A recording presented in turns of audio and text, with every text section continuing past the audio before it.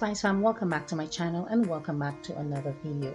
Today I will be showing you how I make Grenadian fish broth, or fish broth as we'd say in our local terms. If you're interested, keep watching. Don't forget to like, comment, subscribe, put on your post notification bell so you don't miss an upload.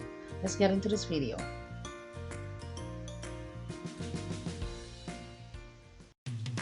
We are first going to start off by prepping the seasonings, or some of the seasonings for the fish broth. And here I have some chives, onion, garlic, some broadleaf thyme, or Pullman pork as we call it in Grenada. You can always comment below, let us know how you call it in your country. And I also have here one Scotch bonnet that we are not going to be cutting it up or anything. We're just going to put it whole in the pot. And I also have some pimento pepper. So let us start by prepping the seasonings.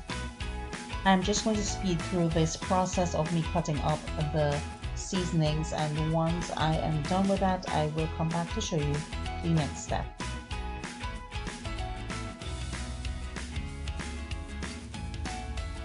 Here are all the seasonings, all nicely chopped, and I have here my onion, my garlic, and I also have the pimento peppers as well as the chives and the broadleaf thyme. So we are going to set that aside, and we are next going to move on to the next process. Now this is simply some of the seasonings we are adding into the broth. So let's move on to the next step. So for my ground provisions, I have here some sweet potatoes and edibles that I did clean and chopped into cubes, and any kind of provision that you have on hand, such as green banana, yams, etc., can be used. I also have here some okras that I did chopped. I don't like it whole in soup, so I chop mine simply because it's much easier for me to digest. I also have here some chopped or sliced carrots that we will be adding in to our broth. Here I have some fresh salmon that I did seasoned, and it is the fish of the day. Just know that any kind of fish of choice can be used. You want to make sure that you season it really well and allow it to marinate before you use. Basically, it helps with the flavor profile of the fish. So let's move on to the next step. To my skillet, I'm going to go in with some oil, and I will add in the seasonings I would have mentioned before.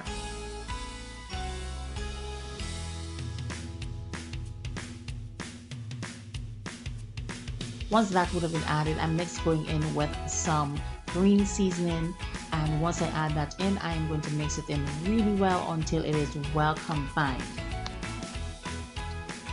Next, what we are going to do, we're going to allow it to saute for a couple minutes or so until all the flavors are infused together. So as you can see here, it is nice and looking really good.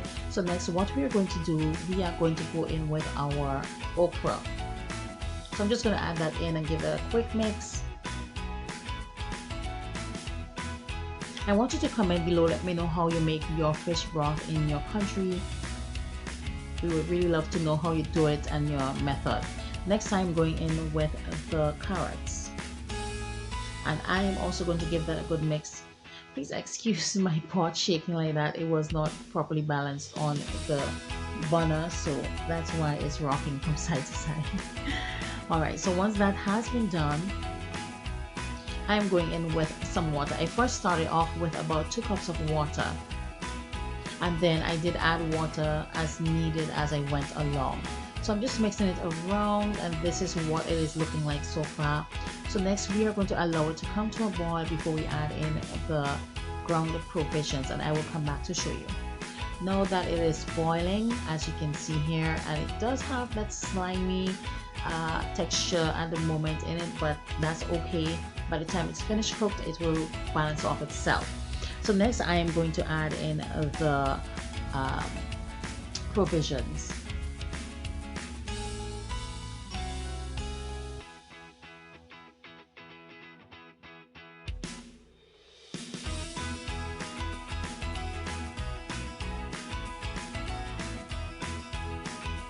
So once I would have added in the provisions, I did add in some water as you would have seen, and next I'm going in with some more seasoning.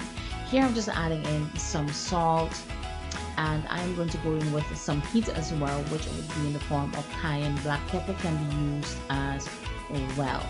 And once I would have added those in, I am next moving on to adding in some dry parsley.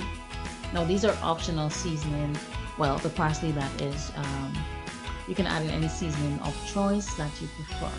So once that would have been added, I am going to give that a really good mix, and I'm going to allow it to boil. And while that is happening, we are moving on to the dumpling. For the dumplings, I'm doing cornmeal dumplings today. I have here some cornmeal, regular flour, water, and I would also be adding in some sugar to help balance the flavor of the dumplings. To a large bowl, I add in the sugar, and I'm going to go in with some water.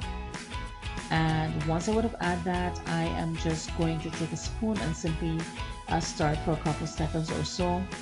Next, I am going to add in the cornmeal or the corn flour and mix that in really well until it is well soaked in that water mixture.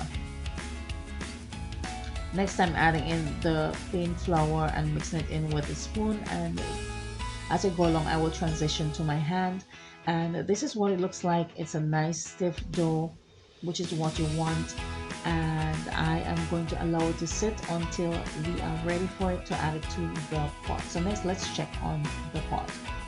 So it's boiling, as you can see here, and it's time to add in the dumpling.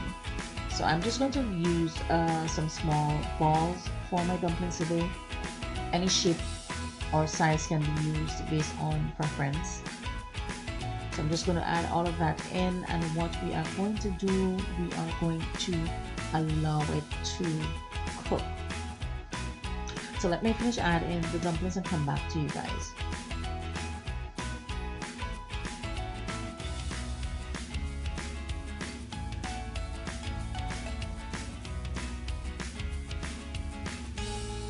Once I would have added in the dumplings, I'm carefully stirring it around to make sure that it is evenly distributed throughout the pot, and we are going to allow it to boil and cook. Alright, so you want to make sure that it tastes for salt, flavoring, and all of that.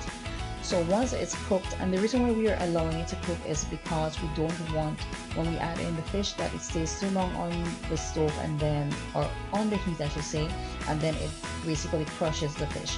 So once it's cooked, I am now adding in the fish to the top of the broth. Alright, so you want to make sure that you do that.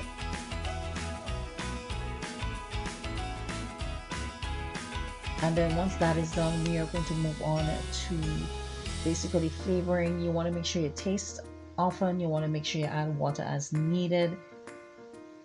So once I would have added in the fish, I'm just taking some of that wonderful broth and just throw it over the fish. And next I am going to add in the Scotch bonnet for that extra heat. It will definitely bring some flavor to the broth as well. Alright, so once I would have added that in, I'm just going to cover my pot, allow it to cook, and as I did mention before, you want to check for flavoring and salt and everything. So this is what our fish broth is looking like, or Grenadian fish broth, or fish broth as we would say in local parlance. It is done, and I'm just carefully mixing it around so that I don't break the fish. And I am now going to remove it from the heat, and I will plate, and I will come back to show you what it looks like. This is the final plating of our fish broth, or fish broth as we would say, and I did just add a couple slices of lime on the side just for extra ganache to add a pop of flavor. And I really do hope that you did enjoy today's video. Don't forget to comment, like, share. Also make sure that you comment below, let us know how you make fish broth in your country. Alright, and just remember that you can use any grounded provision that you have on hand. Thank you as always for watching, and see you in the next video. Bye bye.